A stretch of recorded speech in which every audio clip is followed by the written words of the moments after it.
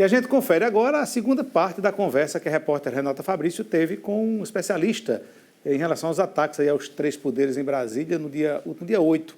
O advogado e professor universitário Camilo Diniz explica os impactos desses atos para a democracia brasileira. Vamos acompanhar.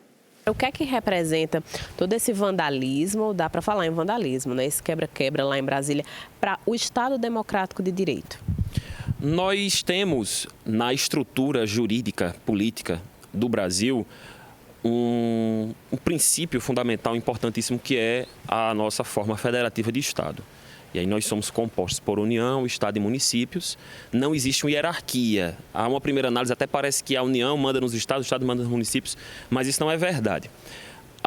Esse contexto todo, essa harmonia toda, ela é rompida com uma situação dessa, o que vai justificar, nos termos do artigo 34 da Constituição, essa decretação de intervenção da União no Distrito Federal. Desde 1988, ou seja, nessa nova ordem constitucional, nós só tivemos intervenção duas vezes, essa vez agora. Em 2018, talvez o público vá se lembrar, a época do presidente Michel Temer, uma intervenção no Rio de Janeiro, no estado do Rio de Janeiro, na área de segurança pública. É importante aqui lembrar que essa intervenção não tem nada a ver com essa intervenção militar que alguns desses manifestantes pedem. Essa intervenção militar, na verdade, é fruto de uma leitura enviesada, de uma leitura até de má-fé do artigo 142 da Constituição, que em nenhum momento diz que Forças Armadas têm essa prerrogativa de intervenção. A intervenção do artigo 34, que é essa que nós estamos verificando agora, é uma forma de, excepcionalmente e temporariamente, reorganizar esse balanço federativo, essa estrutura federativa que encontra-se ameaçada. São vários as hipóteses que permitem isso. Neste caso especificamente, se trata de uma intervenção federal espontânea, decretada pelo presidente da República, com o intuito de pôr termo a grave comprometimento da ordem pública. Ora, se a sede dos três poderes é invadida por milhares de pessoas, existe uma depredação geral, existe ainda por cima uma pauta nitidamente antidemocrática e inconstitucional, está mais do que justificada a intervenção. A intervenção ela não vai também se confundir com as situações de estado de defesa e estado de sítio, que já foram também levantadas outras vezes. Durante a intervenção da União nos estados, não existe, por exemplo, a possibilidade de restrição de direitos fundamentais, como existe no estado de defesa e estado de sítio, nos quais pode, por exemplo, ser restrito o direito de reunião.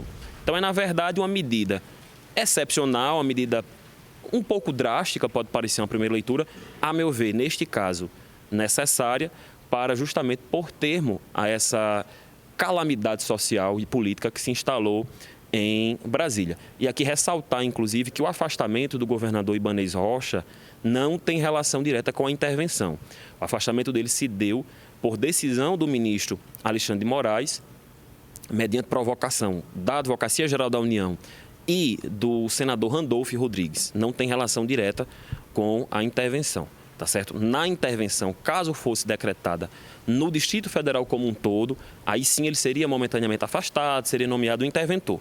No caso desta intervenção que nós estamos passando agora, o que houve foi uma restrição de seus efeitos à área da segurança pública.